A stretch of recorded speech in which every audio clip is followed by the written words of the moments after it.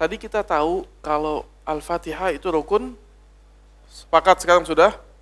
Karena 3 dari 4 mazhab ulama mengatakan rukun. Imam Syafi'i bilang rukun, Imam Malik bilang rukun, Imam Ahmad bilang rukun. Jelas?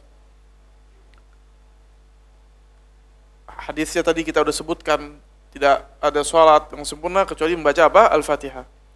Kalau lagi jadi makmum, dengerin bacaan imam wajib? Bareng sama imam baca boleh? Gak boleh bareng baca imam. Iya. Kalau imam lagi baca kita sibuk baca boleh? Nah terus bagaimana baca Al-Fatihahnya?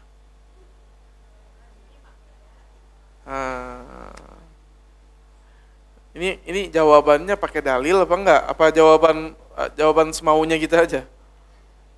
Apa dalilnya? Itu dia. Jadi kalau jawab pertanyaan agama ini nggak boleh pakai otak kita, semau kita, enggak.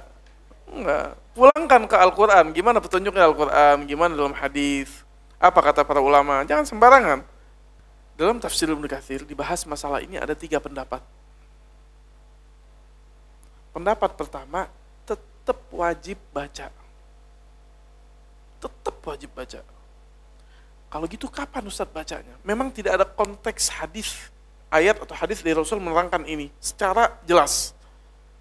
Tapi karena ayat-ayat atau hadis-hadis di atas tadi wajib baca rukun sholat, maka makmum juga tetap wajib baca. Para ulama sebagian membacanya di sakatatul imam, ketika imam diam.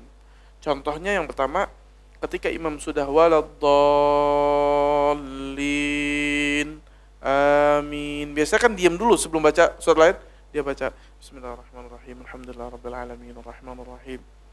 Kadang nggak keburu Ustaz, cepet-cepet. Sebentar, nggak apa-apa. Ini ilmunya begini pendapatnya. Sebagian lagi bacanya ketika imam baca Alhamdulillahirabbil alamin. Karena bacaan Nabi itu satu ayat. Berhenti. Kata ulama, baca setelahnya Alhamdulillahirabbil alamin, Arrahmanirrahim. Tapi ini juga nggak keburu kadang-kadang Ustaz.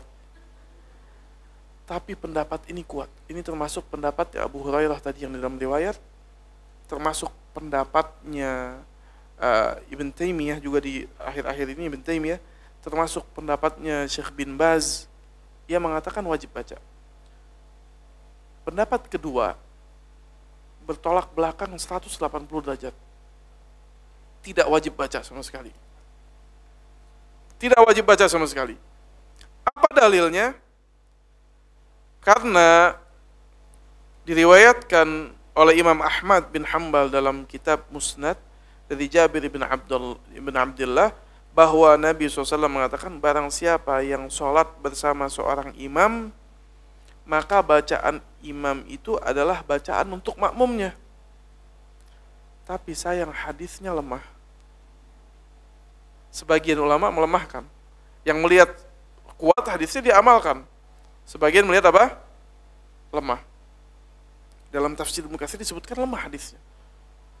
Pendapat ketiga, yang saya condong ke pendapat ketiga, digabungkan antara 2 pendapat pertama dan kedua. Kalau imamnya bacaannya jahar, tahu jahar gak? Apa? Keras. Sholat apa aja yang keras bacaannya? Subuh, maghrib, isya. Sholat apa aja yang bacaannya sir, pelan? Udah. Rakaat ketiga dari maghrib, emang keras baca imam? Enggak. 2 rakaat terakhir dari isya. Kalau imamnya bacanya jahar dan kita terdengar, maka kita tidak wajib baca. Kenapa? Karena ada sebuah hadis yang sahih yang diriwayatkan oleh Imam Muslim bahwasannya apa? Innama ju'ilal imam liyu'tamma bih. Sesungguhnya dijadikan imam itu untuk panutan, diikuti. Idza kabbara fakabbiru, apabila dia bertakbir maka bertakbir. Wa idza qara'a, apabila dia membaca fa'ansitu, diam. Ini perintah dari Nabi. Kata para ulama, sekarang kita ketika mendengar dia membaca, maka kita diam. Kita menyimaknya, maka cukup.